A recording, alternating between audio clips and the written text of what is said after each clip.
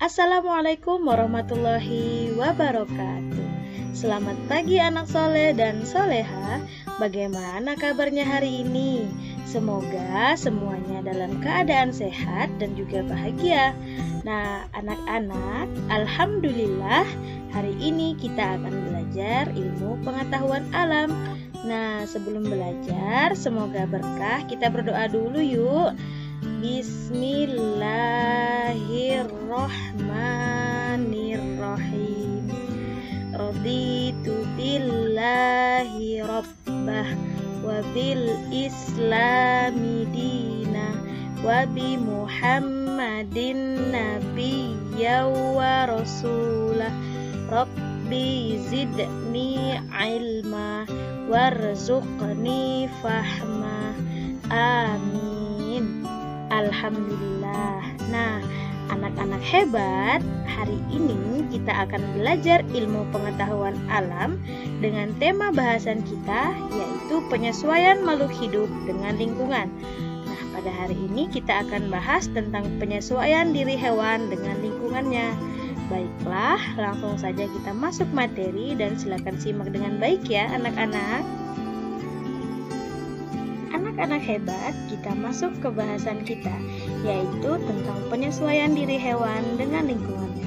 Nah, anak-anak tahu nggak apa itu penyesuaian diri?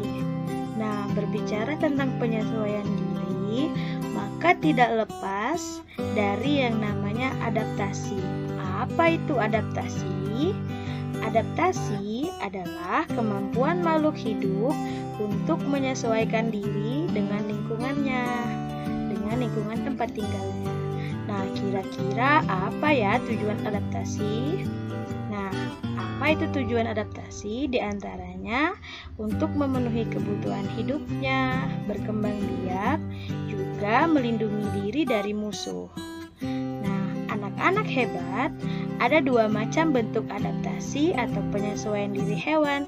Di antaranya, yang pertama adalah untuk memperoleh makanan, yang kedua untuk mempertahankan dirinya. Nah, anak-anak, yang pertama adalah penyesuaian hewan untuk memperoleh makanan. Nah, penyesuaian diri hewan untuk memperoleh makanan ini, yang pertama bisa dilihat dari bentuk mulut. Yang pertama, ada bentuk mulut pengisap, contohnya mulut pada kupu-kupu. Yang kedua, ada bentuk mulut penusuk, juga pengisap, contohnya ada pada mulut nyamuk. Yang ketiga, bentuk mulut penjilat dan penyerap, contohnya ada pada mulut lalat. Dan yang keempat, bentuk mulut penggigit juga pengunyah, contohnya yaitu belalang.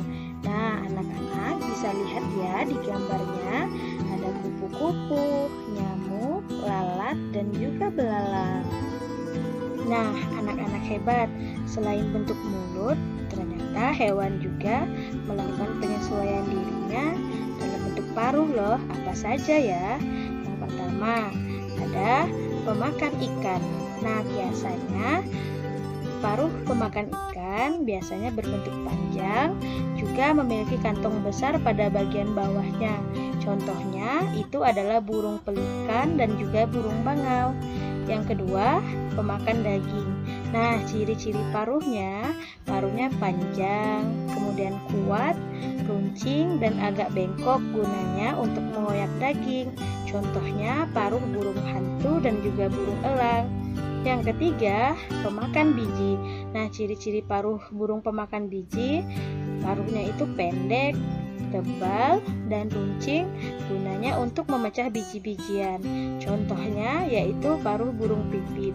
Yang keempat, pengisap madu. Bagaimana kira-kira bentuk paruhnya?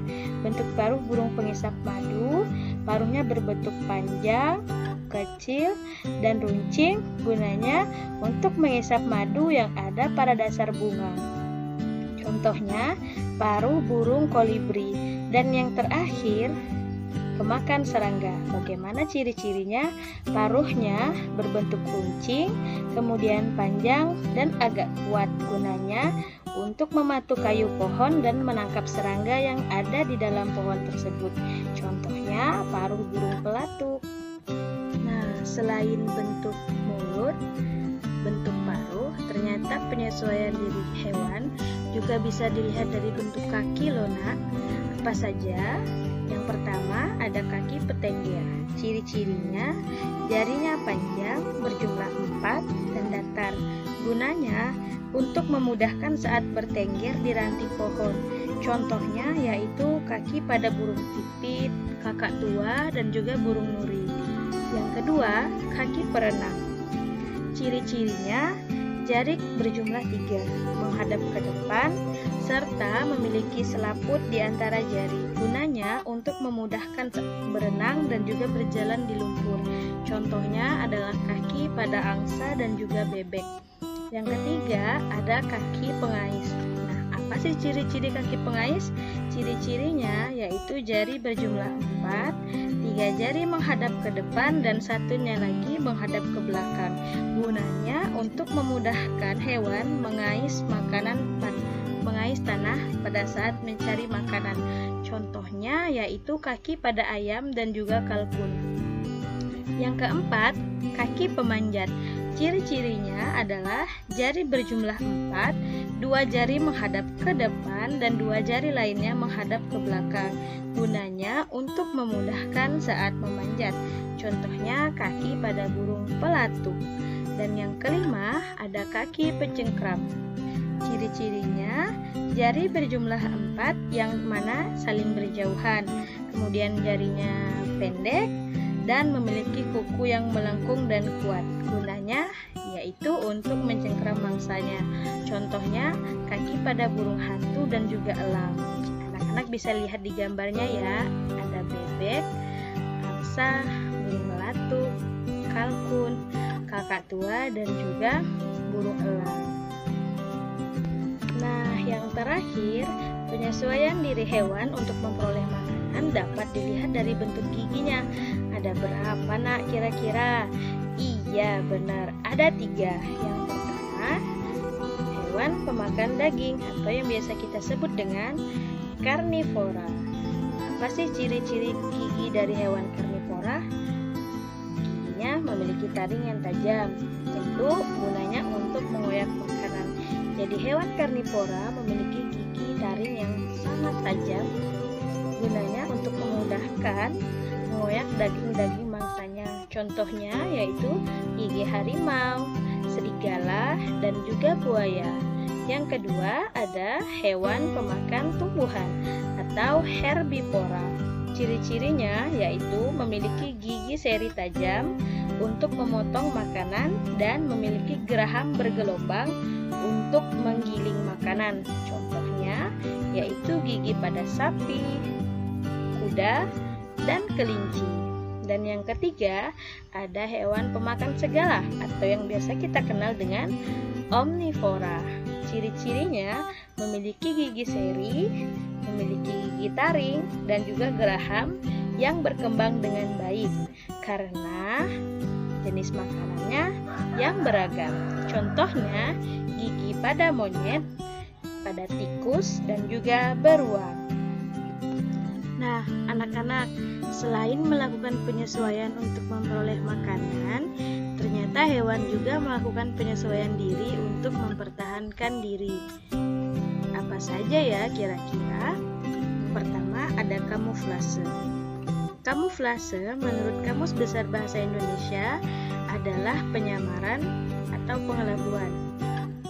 Kamuflase berarti perubahan bentuk, rupa, sikap, warna agar tidak dikenali oleh musuh atau predator. Kamuflase maksudnya adalah perilaku hewan yang menempatkan atau menyesuaikan diri dengan lingkungan yang serupa dengan corak atau warna tubuhnya. Contohnya belalang daun dan juga beruang kutub.